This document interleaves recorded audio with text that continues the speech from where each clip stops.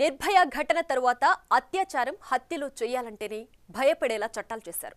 కానీ ఏం లాభం? సైకో కిల్లర్, సైకో రేపిస్టులకు ఇవేవి అడ్డుగా లేవు.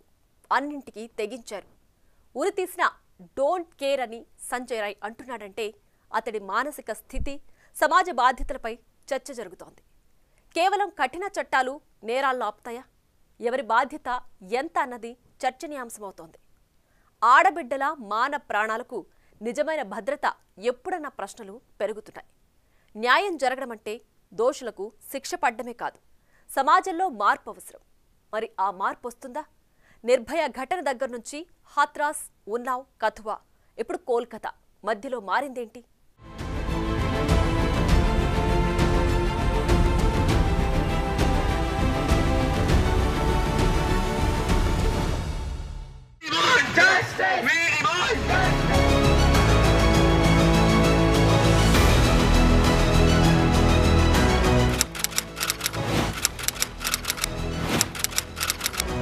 Nirbhaya paramedical student. ఆమె స్నేహితుడు ఇద్దరు రాత్రి ఇంటికెళ్లేందుకు ఓ ప్రైవేటు బస్సు ఎక్కారు. ఆ బస్సులో ఉన్నది 6 మాత్రమే. ఇద్దరు ఎక్కగానే ఒక్కసారిగా బస్సు విండో కర్టెన్లు, డోరు మూసేశారు. ఏదో జరుగుతోందని అనుమానించిన ఆ ఇద్దరు దిగిపోతామని చెప్పారు. వెంటనే ఓ ఐరన్ రాడ్ తీసుకుని నిర్భయ స్నేహితుణ్ణి తీవ్రంగా కొట్టారు. నిర్భయను బస్సు వెనక్కు తీసుకుని వెళ్లి గంటసేపు ఒకరి తర్వాత మరొకరు తీవ్రంగా హింసించి అత్యాచారం చేశారు. ఈ ఘటన జరుగుతున్నంతసేపు బస్సును ఢిల్లీ వీధుల్లోనే దోషులు తిప్పారు. ఆ తర్వాత వారిద్దరిని బస్సు నుంచి తోసేసి వెళ్లిపోయారు. గుర్తించిన స్థానికులు పోలీసులకు సమాచారం ఇవ్వడం, హాస్పిటల్కు తరలించడం జరిగాయి. పోస్టుమార్టం రిపోర్ట్లో దారుణమేంటో బయటపడింది. ప్రైవేటు పార్ట్స్ ను తీవ్రంగా దెబ్బతీశారు. ఐరన్ రాడ్తో కొట్టారు. శరీరమంతా గాయాలు చేశారు. ఈ దారుణం గురించి తెలియడంతో ఒక్కసారిగా దేశమంతా తీవ్రస్థాయిలో నిరసనలు వ్యక్తమయ్యాయి. ఢిల్లీ వీధుల్లో అయితే ఒకటే ఆందోళనలు. ఆడబిడ్డలకు రక్షణ ఇంకెప్పుడని నినాదాలు చేశారు.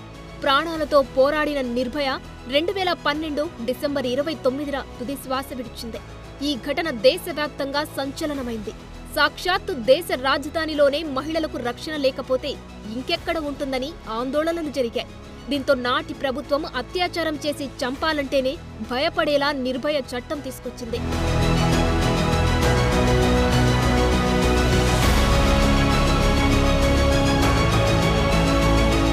మళ్లీ ఇప్పుడు కోల్కతాలో వైద్య విద్యార్థినిపై అదే తరహాలో అమానుషం జరిగింది.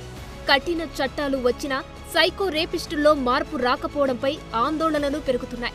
దారుణం జరిగింది, మరి వెంటనే పకడ్బందీగా దర్యాప్తు జరగడం, ఈ ఘటనలో పాల్గొన్న వారిని సాక్ష్యాధారాలతో పట్టుకోవడం, శిక్ష పడేలా చేయడం, ఇవన్నీ తక్షణమే బాధిత కుటుంబానికి జరగాల్సిన న్యాయం. కానీ కోల్కతా ఆర్జీకర్ హాస్పిటల్లో మాత్రం జరిగింది వేరు అంటున్నారు. బెంగాల్ సీఎం మమతా బెనర్జీ పోలీసులకు 6 రోజుల టైం ఇచ్చారు. లేదంటే కేసు సీబీఐకి రిఫర్ చేస్తామన్నారు. కానీ కోల్కతా హైకోర్టు జోక్యం చేసుకుని కేసును సీబీఐకి బదిలీ చేయాలని ఆదేశించింది. దర్యాప్తులో పురోగతి లేదని, సాక్ష్యాలను ధ్వంసం చేసే అవకాశముందని హైకోర్టు ధర్మాసనం అభిప్రాయపడింది. హాస్పిటల్లో పరిస్థితులపైన, అక్కడి లోపాలపైన హైకోర్టు కీలక కామెంట్స్ చేసింది.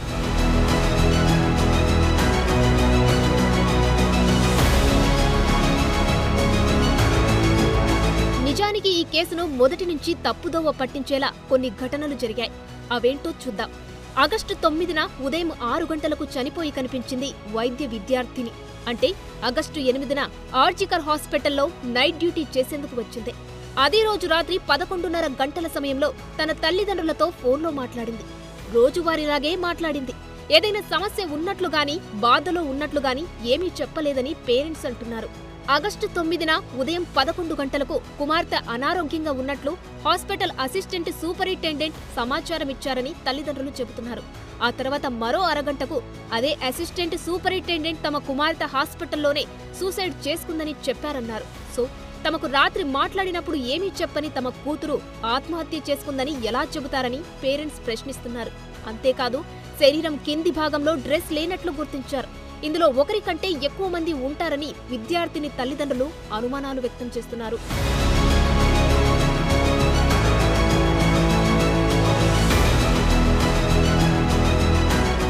అంతకంతకు విషయం కోల్కతా అంతటా తెలిసిపోయింది.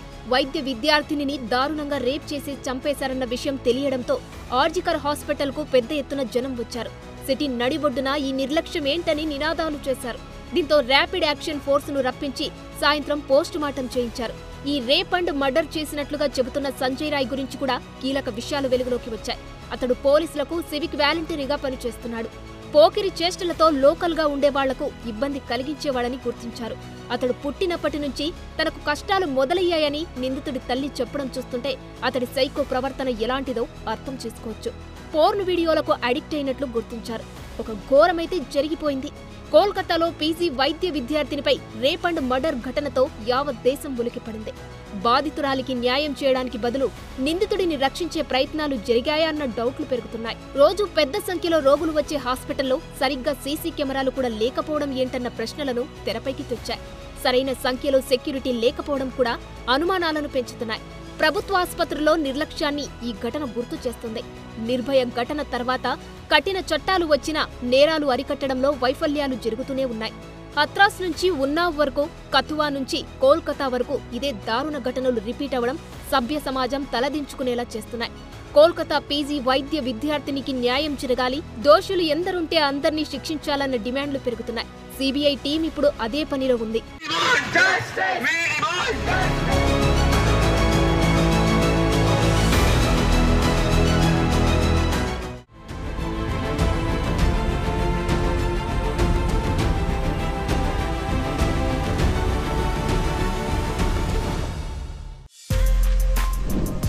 For more videos like this, subscribe Big TV channel.